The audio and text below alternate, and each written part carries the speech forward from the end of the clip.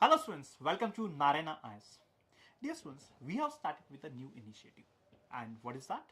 So what we'll try to do is we'll pick a topic from the Hindu or Indian Express and we'll try to explain that topic holistically. Now this topic or the topic that we'll be discussing as a part of this series will help you immensely for your UPSC examination. So let's get started. So the topic that we are going to discuss today is the recent visit by Chinese President to Europe. And how would this impact India, or what would India do in order to counterbalance China's presence in Europe? Let's get started. So let's try to understand the context of the article, right? So that you get a clear perspective of the topic that we shall be discussing. Now, since the last 5 years, for the first time, Chinese president is making a visit to Europe. And this visit is strategically designed. Now student, you might ask me that why is this topic important? Here, the article is talking about China or China's relations with the European countries. Dear students, we need to understand this topic in the backdrop of the relations between China and the Western countries. Right? So keeping this in mind, we need to understand the China's increasing global influence and what India can do in order to counterbalance it, right? So students, the three countries that the Chinese president visited was France, Serbia and Hungary. And each of these countries have a different position or have adopted different stance towards Europe and China. And what is that different stance? So here we see France is advocating for strategic autonomy for Europe. Then we have Serbia, who is a non-NATO and non-EU, which is a close ally to Russia. And then we have Hungary, which is a pro-Russian country that has helped China to restrict many of the EU sanctions or restrictions on the Chinese products. So these three countries are important for China.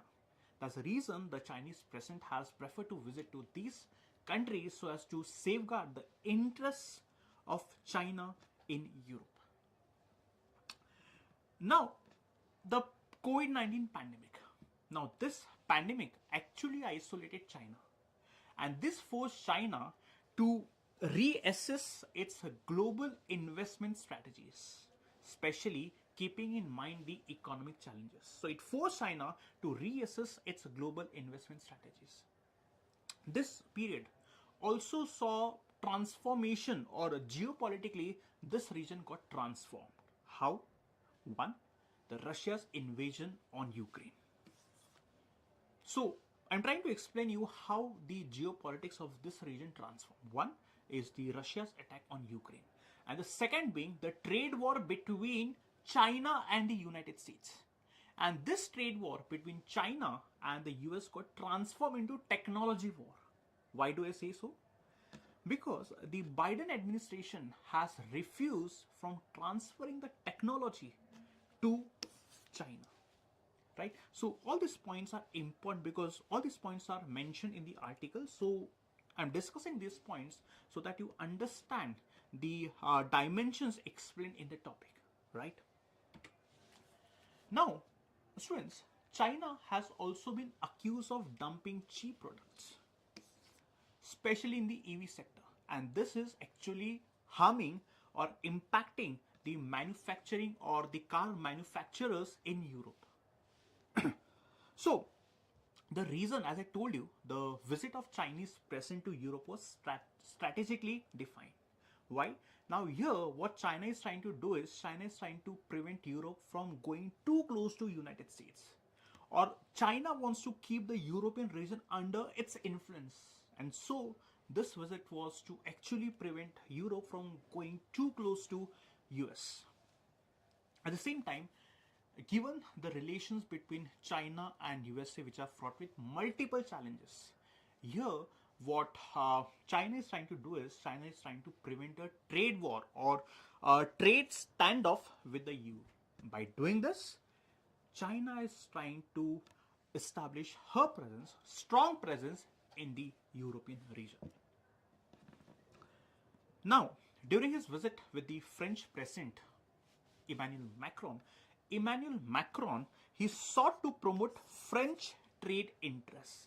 At the same time, President Macron urged China not to supply weapons to Russia, which Russia is using against Ukraine. Now, here, with respect to the electric vehicles trade dispute, France and the European Union are united to address the challenges emanating from the Chinese EV sector. So here, European Union and France both are trying to protect the European car manufacturers from the EV products or EV cars coming from China. So this is one dimension explained in the article. But on the other side, if you see that the president of China, Xi Jinping, he received a warm response in Serbia and Hungary. Why? Because, students, these are the two countries in which China has invested massively. For example, if you see that China has invested in the infrastructure and manufacturing sectors in these countries, primarily in copper mining and steel processing plant, and this investment has taken the China's overall trade with these countries to $5.5 billion. Of all the investments that China is making in these countries, the most significant infrastructure development is the Belgrade-Budapest high-speed railway project. Belgrade is the capital of Serbia and Budapest is the capital of Hungary. This highlights the interest of China in the European region. Apart from these infrastructure projects, China is trying to invest in multiple infrastructure projects spanning from roads, tunnels and bridges. Now, Hungary as a country is very, very important for China. It's a close ally of China. Why? Because Hungary helps China to make access or to provide access for the Chinese products into the European market. So here, it provides strategic access to the EU market. It provides, so it helps China to access the European Union market, right? This is another dimension. Now you will understand the Eastern versus Western Europe. The 17+1 initiative is an initiative which intends to strengthen the relations with the Eastern European countries. But since the recent past, this initiative has weakened. Why? Because of China's interests or China's focus on the Western European countries, right? That's the reason the initiative or the focus has been weakened, right? Now,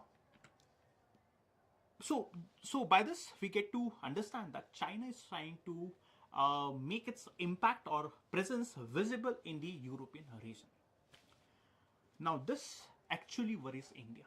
Why? Because again, India and China both are developing players. Both are trying to establish their presence globally.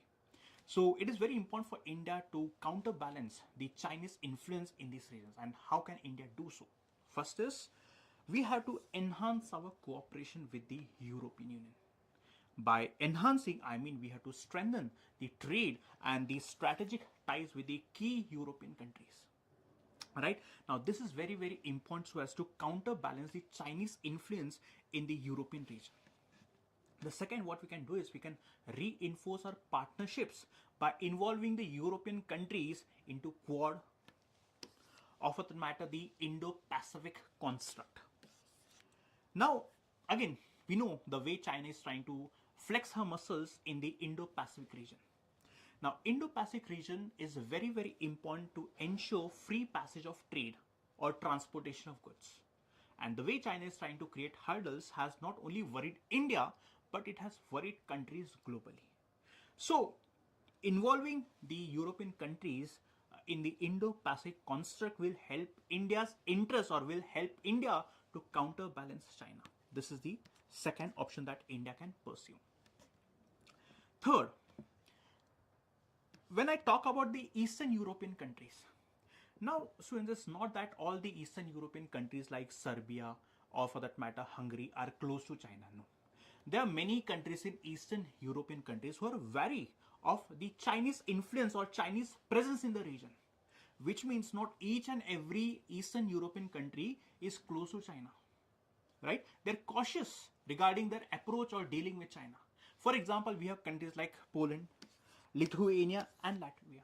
These countries are very cautious. So what we can do is we can work with these countries, collaborate with these countries, and make sure that we have our influence in the region. In this context, students, it is also important to understand the importance of Eastern Europe.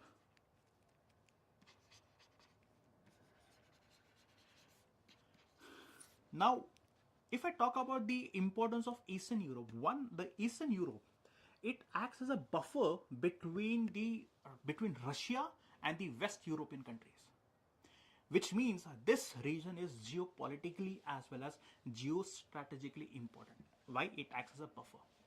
Second one is, as I told you, geostrategic. Second is economic.